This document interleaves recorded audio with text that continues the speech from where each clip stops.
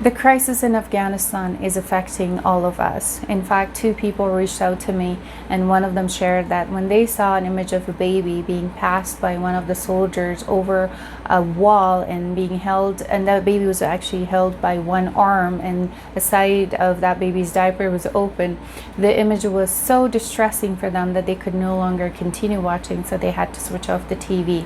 Another person shared that they were watching a video on the internet when they saw that three people or three Afghans were falling off the US plane, and they could not continue. They broke into tears. They felt extremely overwhelmed by the emotions that they were experiencing. They were sad, they were hurt, they were disappointed, they were angry.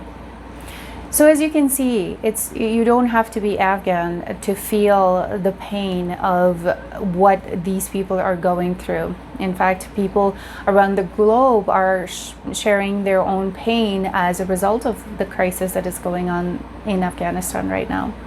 So it's quite normal to experience all of these emotions. As a psychologist, I would like to give you some tips on how to deal with these emotions. Number one thing I shared with you guys in the past when it comes to COVID crisis, I said that if you can have something called stimulus control, that means if you can control the sources and the images and the information that comes to you, and then if you can be an active participant and choose to attend to some information and choose not to attend to other information that can be quite distressing when we know that there's not anything specific you can do to help the situation.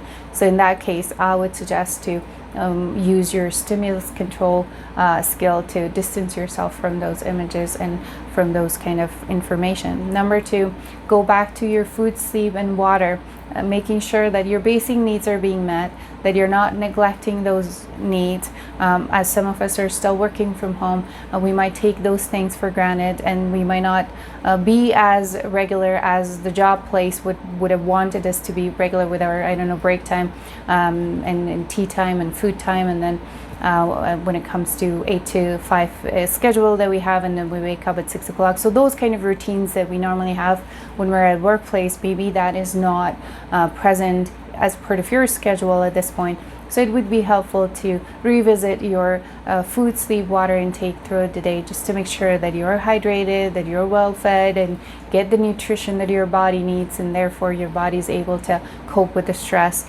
any type of stress, but specifically for the sake of this video, any stress that you see that is happening in Afghanistan. Number three would be to acknowledge any emotion that you're feeling. So first of all, naming your emotion. What emotion do you feel right now? Can you name it? Is it a stress? Okay, do you feel worry? Are you worried about, if you're from Afghanistan yourself, are you worried about people who are related to you inside Afghanistan, and therefore it's affecting you? So you can name the emotion and feeling is worry. And then if you're feeling sad and depressed about what's going on and extremely disappointed with the outcome of 20 years of war and other NATO forces being there, if that disappointed you, then you can acknowledge your emotion of disappointment. So it's quite common and also normal for people to feel anger in this case, to feel frustration, to feel sadness, to feel grief, to feel loss, to feel uncertain, to feel scared. So all of those emotions are valid. So knowing your emotion and validating your emotions would be another strategy to help yourself to regulate your feelings. And then the other thing is just to make sure to continue with physical exercises. It's been proven by studies that whenever you have physical exercise, then it can help you to cope with stress. So any form of stress, again, in this context, in this specific topic, then it can be helpful to continue with your physical exercise as well.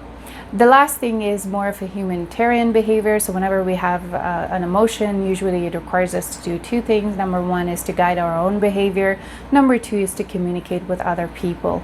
So in this case, if these emotions that you're feeling is asking you to do something, you may not be able to do something at a larger scale, such as going and rescuing families from the airport or saving families from those explosions and everything else when it comes to larger kind of task, and you feel helpless about that. But then you can ask yourself if there is anything smaller scale you can do. Things that you can do would be, one example would be donating to UNICEF and UNHCR they have a payment system on their website that you can transfer as minimum as $20, and so you can then increase the amount based on how much you can afford. So that's one example of individual differences that you can make.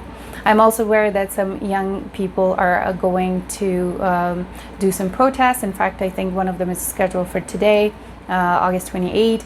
So people are using their own emotion as a way to express their voice, express their rights, and they exercise their rights. So that can be also another helpful way of using emotion for guiding your own behavior to do anything that is in your domain of control and make differences and make changes that you can do and you want to do. So that's another way to also take care of your emotion. But for the most part, it's quite unfortunate what's going on there. It's heartbreaking and it's quite stressful for all of us, be it Afghans or non-Afghans around the globe. We are all interconnected when it comes to this experience. But overall, I'm hoping that you would be able to use these skills to manage and regulate your emotions. And I will see you guys in the next video. Have a great day.